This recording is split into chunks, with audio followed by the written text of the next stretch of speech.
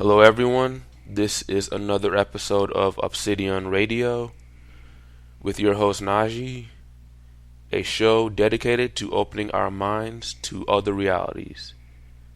Please listen, learn, and enjoy. Hello, everyone. This is episode 5 of Obsidian-Radio. On this episode, I'll be speaking with A'Lelia Bundles, the great-great-granddaughter of Madame C.J. Walker, who was one of the most successful black entrepreneurs of the early 20th century. And welcome to the show. Glad to have you on. Delighted to be here. So I guess I'm going to start with who's A'Lelia Bundles? Well, I'm very fortunate that I have had a long career as a journalist, and I was an executive and a producer with NBC News and ABC News for 30 years, and I now write books about the women in my family, and I also serve on a couple of boards. I'm a trustee at Columbia University, and I'm chairman of the board of the National Archives Foundation. So I try to combine my interest in journalism and current events with my passion for history and telling the story of African Americans. Ooh, nice. You want to elaborate on that more, or you want to move on?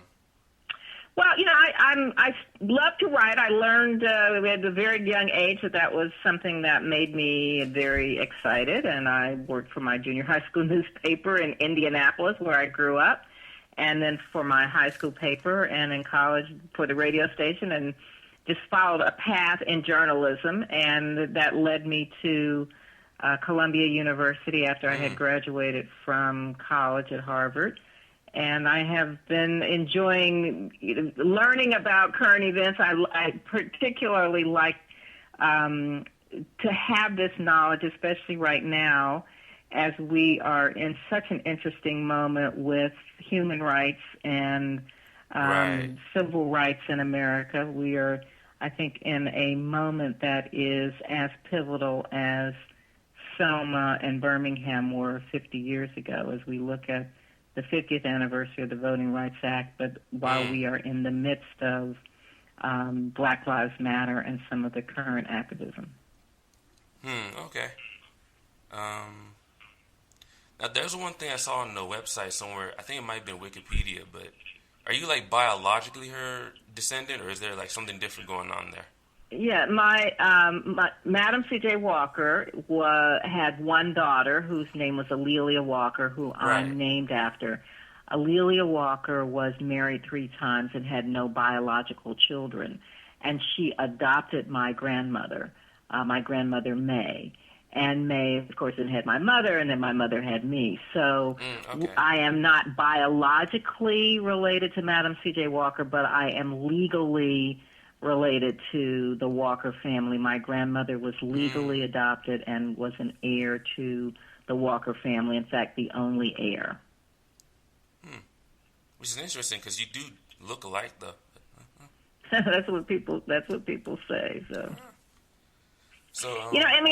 very interesting. In the early, the late 19th century, early 20th century, there were many family and extra family relationships. When I have done the research for my biographies of Madame Walker on Her Own Ground, The Life and Times of Madame Walker, and Madame C.J. Walker, Entrepreneur, which is a young adult version of the biography, what I discovered, interestingly, is that when Madame Walker and her daughter, when they were still poor people living in St. Louis in the late 19th century, 1880s, 1890s, they actually met a relative of my grandmother's, of my biological grandmother's, who happened to have been living in St. Louis at the time. All poor people, all of them were poor people, but people were much more mobile than we realize, I think.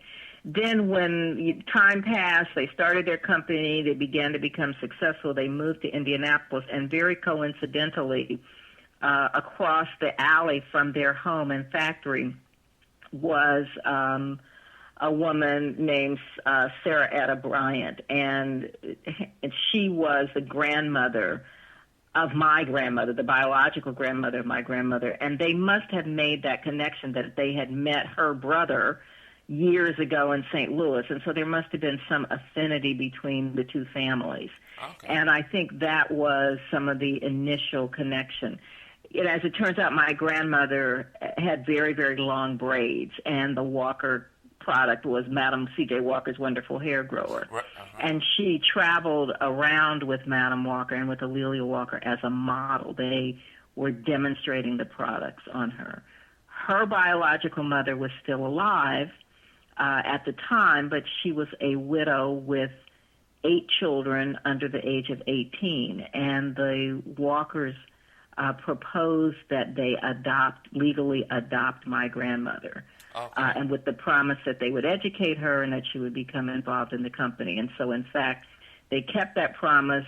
She went to Spelman and graduated in 1920. She later became an executive, and she continued to employ some of her biological siblings. Okay. So when did you start this research?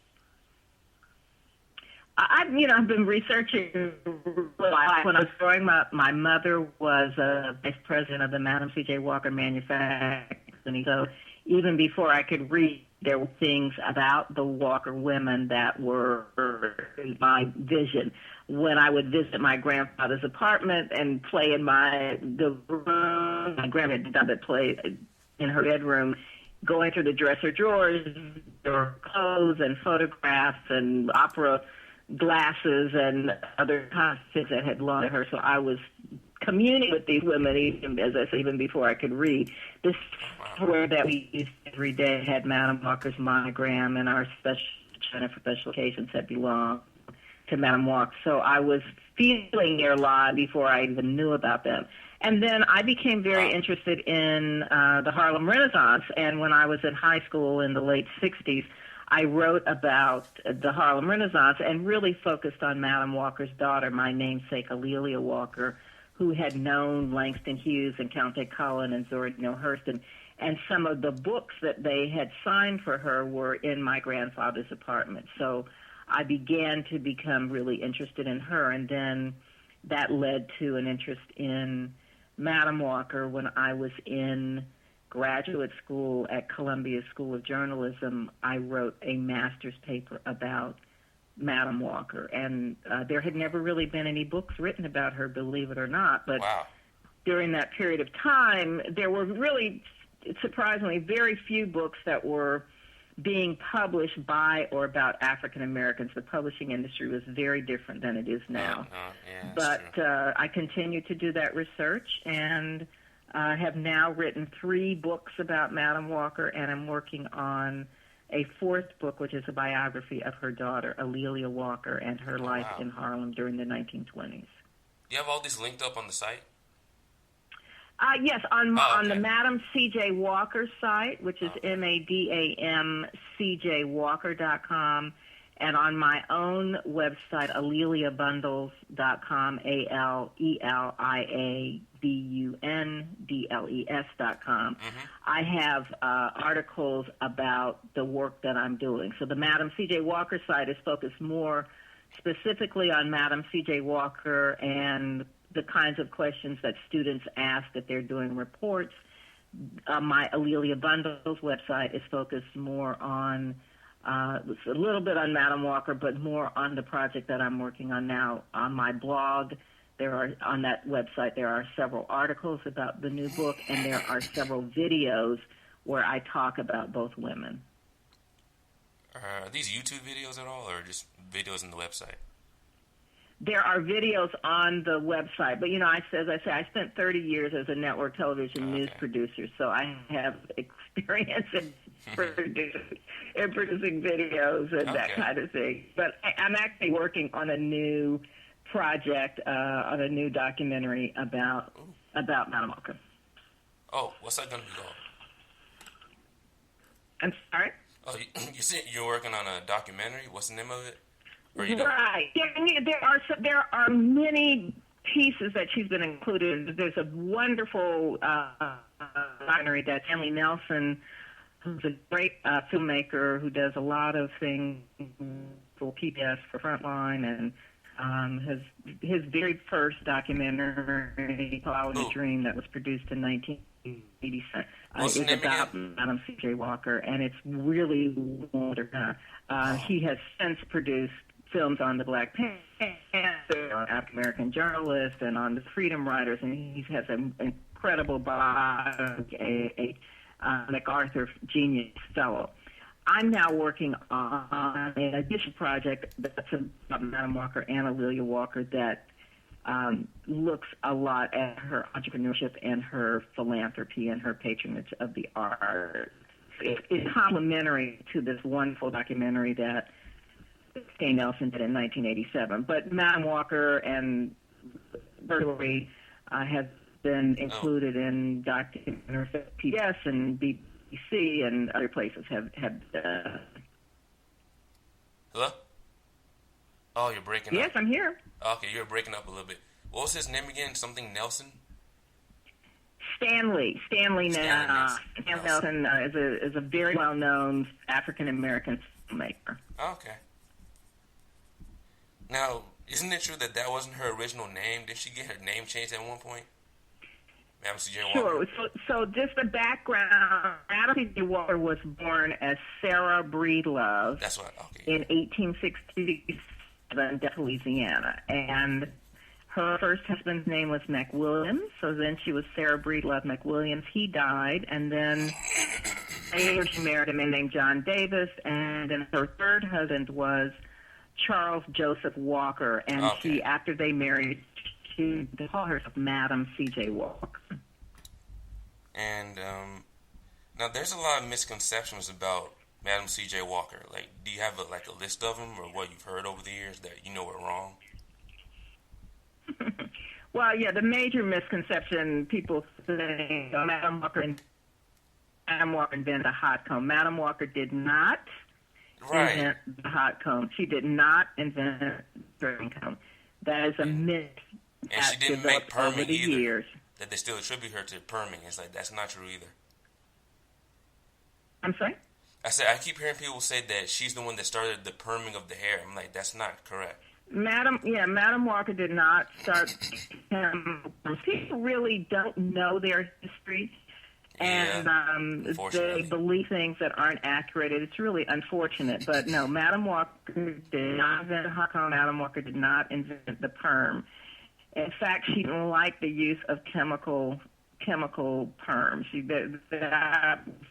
The among us, because I think any time we say who invented it, who did it for the first time, a lot of times people just really the very first person to do something.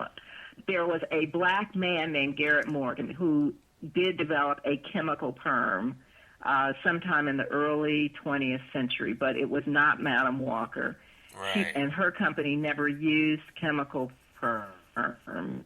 They became much more popular in the late 1950s. Madame Walker did not invent the hot comb. She used the hot comb. She thought it was an improvement over. The something called pullers, which were like flat irons, and that was. She thought that it was something that didn't flatten the hair as much as the flat irons did. So, I think we have to put this in historical perspective. When people, Madame Walker was imitating white people, so there's that kind of story about her. I just don't think this generation understands that 100 years ago, most Americans did not have indoor plumbing. Right. They did not have central heating. They did not have electricity. So what we take for granted now, which is you go to the bathroom in the morning, you run the water, you wash, you jump in the shower, you take a shower, you wash your hair, and all those products are there on the shelf and you use them. That did not happen 100 years ago. 100 years ago, people lived on farms where they didn't have indoor plumbing. They'd go outside to a well and pump the water. They had to boil the water in on a bucket. They had to heat the water on open fire. And people sometimes didn't bathe very often. They might bathe once a week. They might wash their hair once a month. They might not wash their hair at all during the winter. And as a result, people had very bad scalp disease. You can imagine if you didn't wash your hair for a month or all winter, what kind of dandruff you would have and what kind of scabs and sores you would have on your scalp. And so women were going bald because their scalps were so unhealthy, their hair couldn't grow. And that was really what Sarah Breedlove, who became Madame Walker, that's really what she was concerned with. She was going bald. So you see, when people have extensions and they pull their hair back too far and they're going bald, I mean, that was the kind of problem women were having. So it was a hygiene issue as well as a lack of products for black women. So what she did at the time was very revolutionary. She developed a shampoo. She encouraged her customers and her agents to use the shampoo to wash their hair more often. Once their scalps were clean, then they applied an ointment that contained sulfur. The sulfur was a medicinal agent that healed the scalp, healed the sores on the scalp. Once the scalp was healthy, their hair could grow back. And then they could comb their hair. So now, obviously, we have very tightly coiled hair, tightly curled hair, kinky hair. And if you want to be able to comb it, sometimes heat was helpful to make it easier to comb your hair.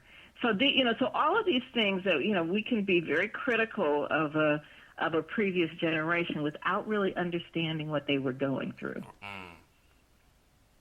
So was that like alopecia, or was it just general scalp problems that they're having because of the... It's a combination of things, but hygiene is the very first issue. If you don't wash your hair, you have, if you go for a week without washing your hair, you might have dandruff.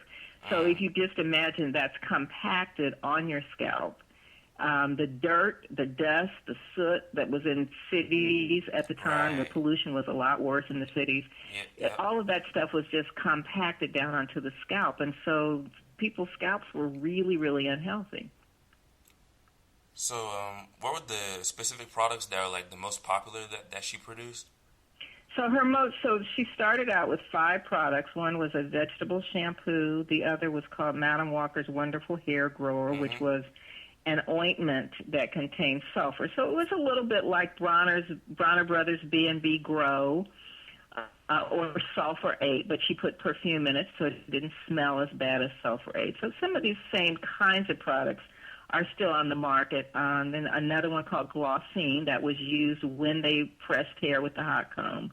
Another one called Tatter Salve, which was for really severe cases of dandruff. But, those products were... those were very revolutionary at the time because there were several lines of products for women. She was not the first person to develop this kind of product. This was a medicinal formula that doctors had been using. Cuticura was around. That was a soap that people may have heard of. So in the 19th century, in the 1870s, there were pharmacists who would mix up formulas that would be similar to this. There was a company started by Mr. and Mrs. Johnson in Boston, a black couple.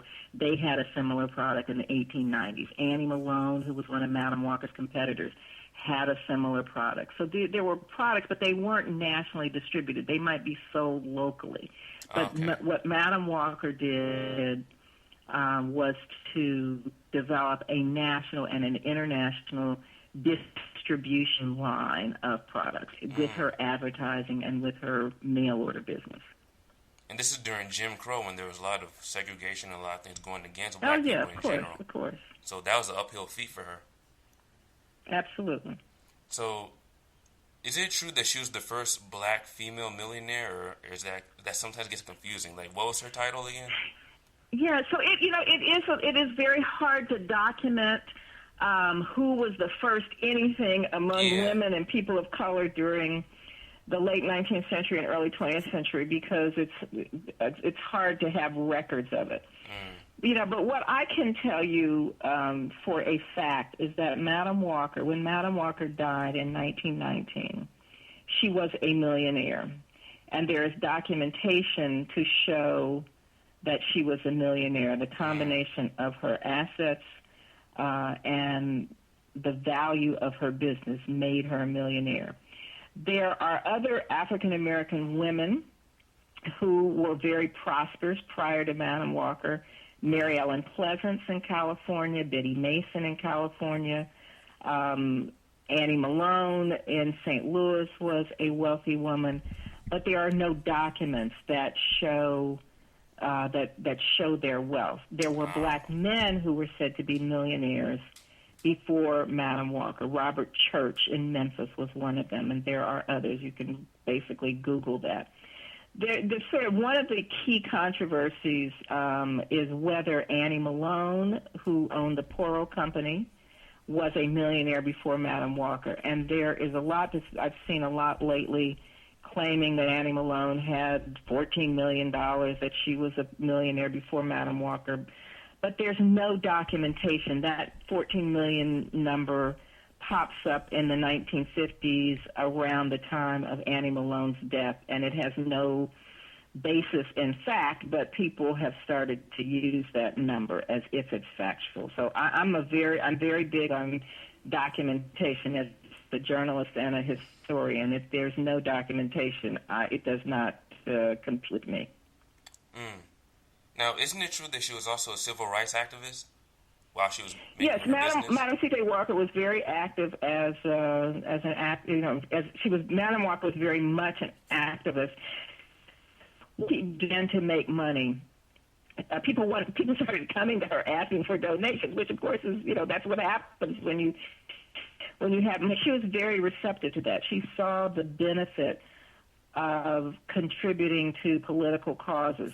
She had grown up when she was still very poor and a child in rural Louisiana. Her family minister had been a civil activist who had spoken on behalf of African Americans, and he was an elected state senator when people were being involved in laws before they were disenfranchised during the Jim Crow era. She'd seen early in her life the importance of activism. When she became a member of the AME Church in St. Louis, the AME Church was very active in politics, and so even as a poor washerwoman, she had observed that activism. She saw the women of her church who were involved in the National Association of Colored Women, a national organization of women who were doing things with lynching. So she had that example. So once she was making money, she became involved in the NAACP's anti-lynching movement. She made a $5,000 contribution to the NAACP. She spoke out on behalf of African-American soldiers during World War I when they were being discriminated against. And, of course, she was very much in the forefront of women's economic independence. So it's easy to say that she really did try to help other black people become their own entrepreneurs, businessmen, businesswomen, etc. Absolutely. Well, she provided employment for thousands of black women. When people had the only jobs really available to them were being maids and washerwomen and sharecroppers, and her business allowed them to become economically independent by selling her products. In 1917, 2 years before Mary Kay of Mary Kay Ash Products, everybody's seen those pink Cadillacs, 2 years before Mary Kay was born, Madam Walker was having a convention of her agents. These women came from all over the country to Philadelphia, and Madam Walker gave prizes not just to the women who had sold the most products, but also to the women who had contributed the most to charity. So she really did see this sale of hair care products as a means to an end. It wasn't just about hair care products. It was about using that money and that influence and that networking to make a difference in one's community. And you wrote the biographies about her and her family. Did they sell well? A lot of people would get into them, or?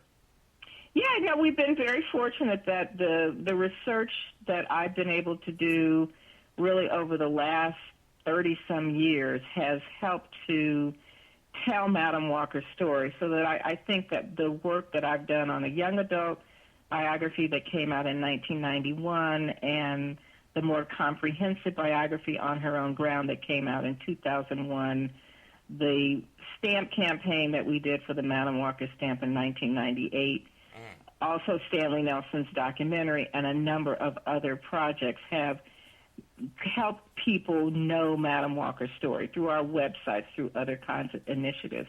So without those, I think that her story would not be very well known. We are very fortunate that people have come to the website. Thousands of people come to the website, every year, and people have read the book. So it wasn't, my book On Her Own Ground was a New York Times bestseller. Oh, it was a New York Times notable book. My young adult biography, Madam Walker, Entrepreneur, was won an American Book Award and was named a top book for young readers by the New York Public Library. What were the other two books that you wrote? You mentioned those I two, wrote two other On ones. Her Own Ground, The Life and Times of Madame C.J. Walker, which is the comprehensive biography.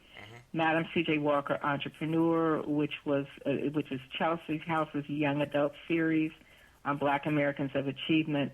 And the third one that is already completed is called Madam Walker Theater Center, an Indianapolis treasure, and it's a book that's part of the Arcadia Publishing series with more than 200 photographs of Madam Walker and photographs related to her business. The book that I'm working on right now is a biography of Madam Walker's daughter, Alelia Walker, called The Joy Goddess of Harlem. And these are all on the website, correct? The Madam Walker Theater Center and On Her Own Ground are on my website. People can buy those two books as well as the young adult biography on Amazon.com and Barnes & Noble. Young adult biography was the third one. Oh, so the fourth one, you haven't finished it yet. That's right. I'm in the process of writing it. Is there anything else about her that you want people to know that most people don't know? Well, I think what's important to know is that Madam Walker is really one of the most amazing American rags to riches stories. That she was born in Delta, Louisiana in 1867, the first child in her family to be born free, and by the time she died in 1919 in her mansion in Irvington, New York, she was a very wealthy person who used her wealth and influence to make a difference by employing thousands of women, by being a political activist, and by being a patron of the arts. So it was not just about hair care products and making money for herself. She used that influence to help others and to leave a legacy that I think can still inspire people. Nice. So the three books that are out are On Her Own Ground, Madam Walker's Theater Center, and the third one was Young Adult Biography. Right. The third one, the title of the young adult biography is Madam C.J. Walker, Entrepreneur. Oh, okay. It's Madam C.J. Walker. Entrepreneur. Okay, got it. And the links to your websites, the two websites that you have? So the two websites are MadamCJWalker.com. That's Madam with no E, MADAM, CJWalker.com, and AleliaBundles.com, ALELIA Bundles.com. Okay. This was great. Really appreciate that you're able to come on. All right. Well, send me a link. Oh, absolutely. Okay. You have a nice one. Thanks for coming on the show. All righty. Bye-bye. Bye. And that is it for this episode of Obsidian Radio. Hope you gained some knowledge from it. Hope you enjoyed. Thanks, and come back for more. Comment, rate, subscribe to the channel. And I'll be back to you another time. Peace. That's the end of this episode of Obsidian Radio with your host Najee. Thank you all for listening. I hope you learned from it and enjoyed. Please check out the Obsidian Radio YouTube channel and Google Plus page for episodes of the show. Also check out the RoboMan5 YouTube channel and Google Plus page for my rants, blogs, show episodes, and my original music. And finally, check out the Obsidian Radio website for episodes of the show and episode archives. Please like, share, subscribe, and or donate to be a part of this radio show. And there will be more enlightening and entertaining episodes posted soon. Peace.